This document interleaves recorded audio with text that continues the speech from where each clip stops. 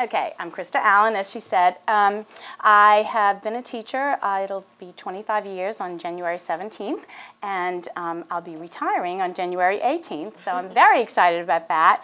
After 25 years being with other people's kids, I want to spend time with my own.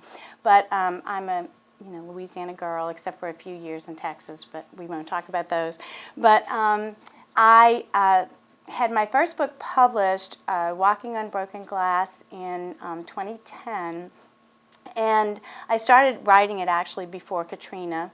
And Abingdon Press published that book. And then the next year I published The Edge of Grace. Then Love Finds You came out in February of this year. And it's my first attempt at writing a historical novel, which was very interesting to do, and now I know why writers who write historicals keep writing them, because you have all this information. What are you going to do with it? You might as well keep using it.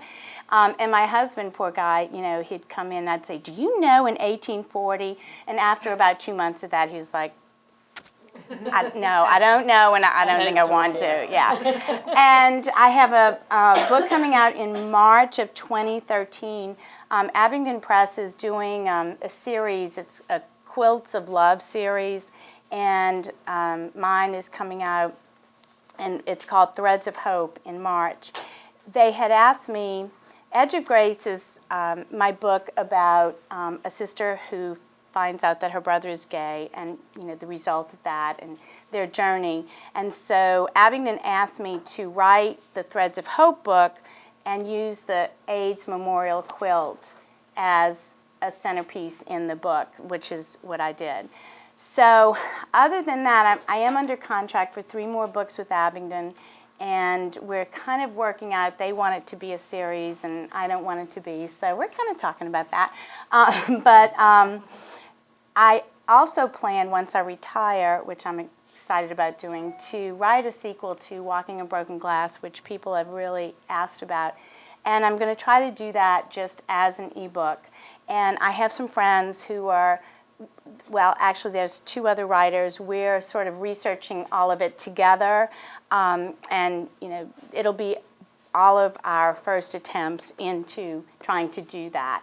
So, tell them what Broken Glass is about. Broken Glass is about a woman's journey, again, because they're both women's fiction, the first 2. She is an alcoholic, and she goes into treatment, and she finds out that sometimes the road to sobriety is still under construction, and what happens to her family and to her as a result of that. And it ended in a way that has been met with both frustration and some people saying, hey, I got it.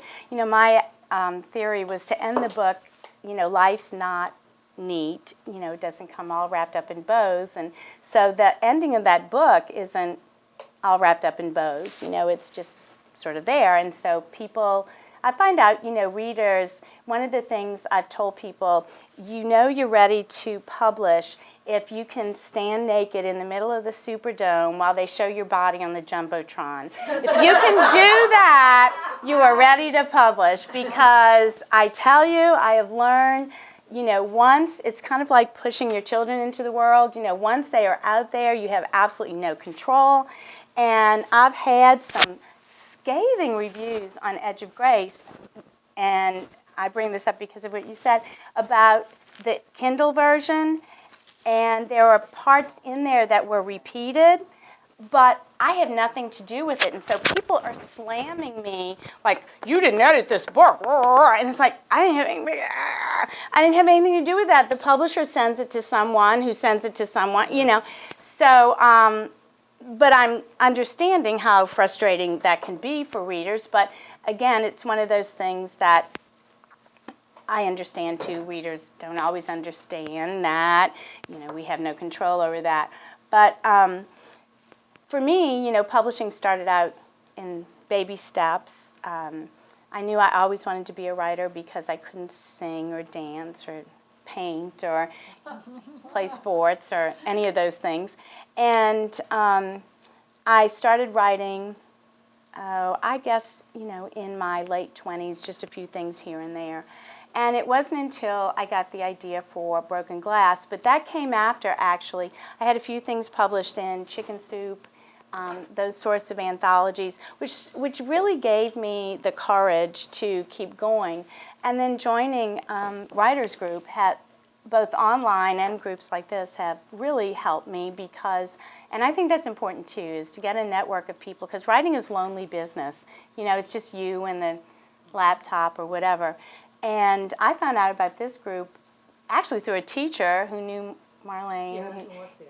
Yeah, so that was very fortuitous.